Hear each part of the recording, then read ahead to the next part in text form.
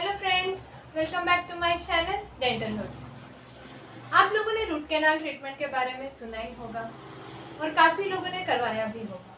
तो चलिए आज हम जानते हैं रूट कैनाल ट्रीटमेंट के बारे में। ये क्यों ज़रूरी है, ये कब किया जाता है और इसमें दर्द होता है या नहीं। तो पहले हम जानते हैं कि दांत में कितने लेयर्स होते हैं और वो क्या होते हैं। यह है दांत का क्रॉस सेक्शन, यानी कि जब आप दांत को कट करते हैं तो उसमें कौन से लेयर्स होती है। ये है ऊपर का लेयर एनामल, जो सबसे हार्ड होता है, मैंने पिछले वीडियो में भी बताया था। फिर आता है डेंटिन और अंदर ये है पल्प चेम्बर, जो कि दांतों की जड़ों में यानी कि रूट में भी जाता है और इसे कहते हैं रूट कैनाल। तो पल्प चेम्बर और आपके रूट कैनाल में होता है पल्प या पल्प टिश्यू। ये बना होता है आपके ब्लड वेसल्स और नर्व्स, यानी कि आपकी खून की नलियां और नसें होती है इसमें। इसी पल्प की वजह से आपका दांत वाइटल होता है, यानी कि जिंदा होता है, क्योंकि ये नसें और खून की नलियां दांत से बाहर निकलती हुई आपकी हड्डी में जाती है। तो ये पल्प आपके दांत को जिंदा रखता है। तो जब ये पल्प सड़ जाता है तब जरूरत पड़ती है रूट कैनाल ट्रीटमेंट की। तो ये पल्प कब सड़ता है? जब आपके दांत में सड़न शुरू होती है और ये सड़न एनामल और डेंटिन से होती हुई आपके पल्प चेम्बर तक पहुंचती है, तब आपका दांत दुखने लगता है। तो ऐसे इसमें रूट कैनाल ट्रीटमेंट की जरूरत है। और दूसरी वजह जब रूट कैनाल ट्रीटमेंट की जरूरत पड़ सकती है जब आपका दांत टूट गया हो या उसमें क्रैक हो, या फिर आपके दांत में कोई बहुत पुरानी डीप फिलिंग हो, यानी कि काफ़ी सालों पहले अगर आपने आपके दांत में चांदी भरवाई हो, तो क्या होता है उस चांदी के नीचे, चांदी हो या कोई दूसरा मटेरियल भी भरा हो, तो उस मटेरियल के नीचे से कीड़ लगनी फिर से शुरू हो सकती है। तो जब ऐसा होता है तो रूट कैनाल ट्रीटमेंट की ज़रूरत पड़ सकती है। तो क्या होता है ये root canal? Root canal treatment का अर्थ ये होता है कि इस ट्रीटमेंट में ये जो नसें हैं, सड़ी हुई नसें जो आपके रूट कैनाल में यानी कि आपके जो जड़ें हैं उसमें, और ये जो पल्प चेम्बर है इसमें जो नस होती है, पल्प टिश्यू होता है, उसको निकाल दिया जाता है और इस जगह को साफ करके वहाँ पे निष्क्रिय यानी कि इनर्ट मटेरियल से भर दिया जाता है। तो काफ़ी लोगों को लगता है कि रूट कैनाल ट्रीटमेंट से दर्द होता है। ऐसा नहीं है। रूट कैनाल ट्रीटमेंट से आपका दर्द जाता है। जब भी आपका दांत सड़ जाता है या टूट जाता है तो उससे ये जो पल्प है ये भी सड़ जाता है। तो इस वजह से या तो एकदम से दर्द होना शुरू हो जाता है, जिसे कि एक्यूट पेन कहा जाता है, या फिर आपको रह रह के दर्द होता है थोड़ा थोड़ा सा, काफ़ी दिनों तक या सालों तक, और इसे कहा जाता है क्रॉनिक पेन। तो ऐसे इसमें हम करते हैं रूट कैनाल ट्रीटमेंट ताकि आपका दांत बचाया जा सके। आपके दांत को निकालने के बजाय हम उसे बचाते हैं और उसको आप और ज़्यादा लाइफ देते हैं। तो अब हम जानेंगे कि रूट कैनाल प्रोसीजर कैसे होती है। पहले हम देते हैं लोकल एनेस्थीसिया। जो भी दांत आपका खराब हुआ है, उसकी जिसकी ट्रीटमेंट की ज़रूरत है, जिसे रूट कैनाल ट्रीटमेंट की, उस दांत को नम किया जाता है।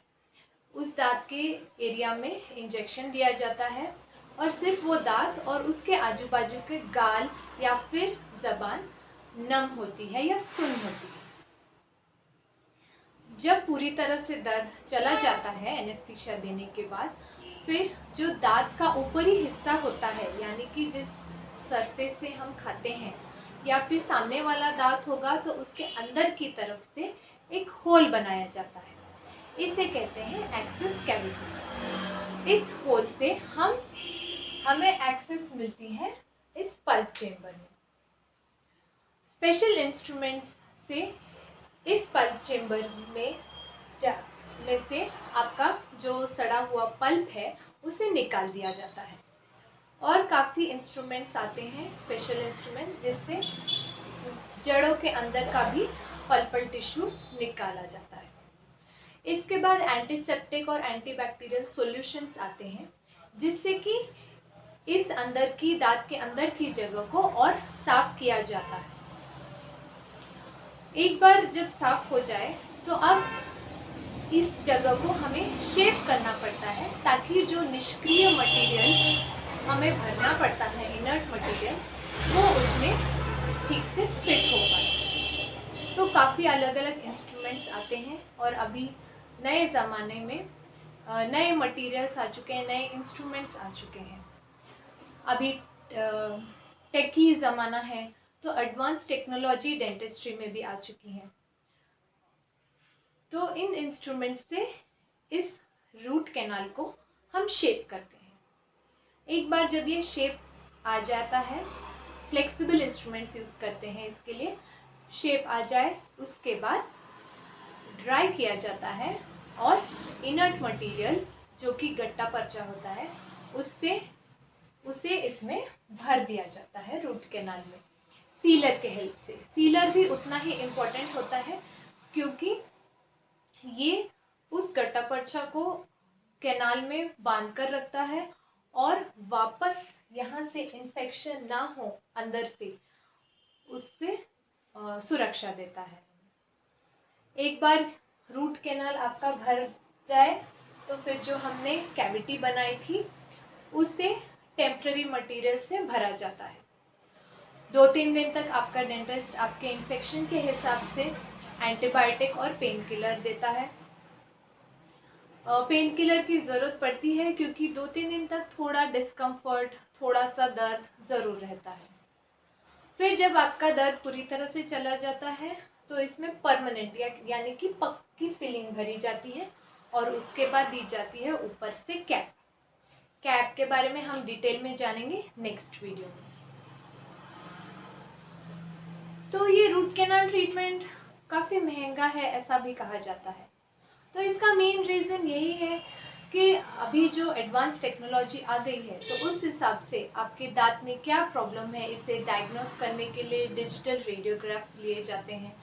फिर ये कैसा है, रूट कैनाल सिस्टम एक झाड़ की जड़ों की तरह है, जिसमें काफ़ी बारीक बारीक भी ब्रांचेस होती हैं जो आंखों से या सादे एक्सरे में दिखती नहीं। तो इसीलिए डिजिटल एक्सरेस आ गए हैं, जिससे कि एक डेंटिस्ट को पता चलता है कि सिर्फ यही एक कैनाल है या और बारीक कैनाल्स भी हैं, क्योंकि ये बारीक कैनाल अगर छूट जाते हैं, भरे नहीं जाते, तो फिर से इन्फेक्शन होने के चांसेस होते हैं। तो इसके लिए यूज़ किया जाते हैं ऑपरेटिंग माइक्रोस्कोप्स और काफ़ी दूसरे स्पेशल इंस्ट्रूमेंट्स। तो इन्हीं वजह से रूट कैनाल ट्रीटमेंट एडवांस होते जा रहा है और थोड़ा महंगा भी होते जा रहा है। तो और एक बात ध्यान में रखना ज़रूरी है कि रूट कैनाल ट्रीटमेंट ज़रूरी नहीं है कि एक ही अपॉइंटमेंट में हो जाए। ये आपके दांत में कितना इन्फेक्शन है उस पर डिपेंड करता है। तो ये सिंगल अपॉइंटमेंट भी हो सकता है, 2-3 अपॉइंटमेंट्स भी लग सकते हैं, या फिर अगर आपके दांतों के नीचे इस तरह से पस बन गया हो, ये जो लाल दिख रहा है, इसका अर्थ है कि आपके जड़ों में पस हो गया है, इन्फेक्शन हो गया है। ऐसे इसमें अगर आपके दांत को रूट कैनाल से बचाना है तो हमें आपके जड़ों में कुछ ड्रेसिंग देनी पड़ती है, कुछ सॉल्यूशंस डालने पड़ते हैं और उसे कम से कम 14 दिन तक दांत में ड्रेसिंग को वैसे ही रखना पड़ता है, ताकि जो अंदर का इन्फेक्शन है वो कम हो जाए। और जब ये इन्फेक्शन कम हो जाता है, हमें एक्सरेज लेके पता चलता है कि इन्फेक्शन कितना कम हुआ है। तो जब ये कम हो जाता है उसके बाद आपका फाइनल फिलिंग, यानी कि जो गट्टा पर्चा फिलिंग होता है, फाइनल रूट कैनाल फिलिंग, वो ये दर्द जाने के बाद होता है। तो इसीलिए रूट कैनाल ट्रीटमेंट ऐसा नहीं मत समझिए कि एक ही इसमें सिंगल सिटिंग में हो जाए। ये आपका दांत कितना खराब हुआ है उस पर डिपेंड करता है। 2-3 दिन से लेकर 15-20 दिन तक भी लग सकते हैं, अलग अलग अपॉइंटमेंट्स में गैप देकर। अब मुझे लगता है कि आपको काफ़ी नॉलेज मिला होगा इस वीडियो से रूट कैनाल ट्रीटमेंट के बारे में। और जब हमें जानकारी पूरी तरह से मिल जाती है तो हमारे दिमाग से डाउट्स भी क्लियर हो जाते हैं और उस बात को लेकर जो हमारे अंदर डर रहता है वो भी मिट जाता है। तो मैं आशा करती हूँ कि इस वीडियो से रूट कैनाल ट्रीटमेंट को लेके आपके मन का डर भी कम हो गया होगा और आप ज़रूर अब जाके आपका अगर पेंडिंग रूट कैनाल ट्रीटमेंट है वो ज़रूर कंप्लीट करवाइए, क्योंकि आपका दांत इससे बच सकता है। आपको एक दांत निकालने की ज़रूरत नहीं पड़ती है और इससे उस दांत की लाइफ कम से कम 3-4 साल या 5 साल तो बढ़ ही जाती है और इससे आपको खाने पीने का भी प्रॉब्लम नहीं आता। तो चलिए वेट कीजिए नेक्स्ट वीडियो के लिए और देखते रहिए, लाइक करते रहिए।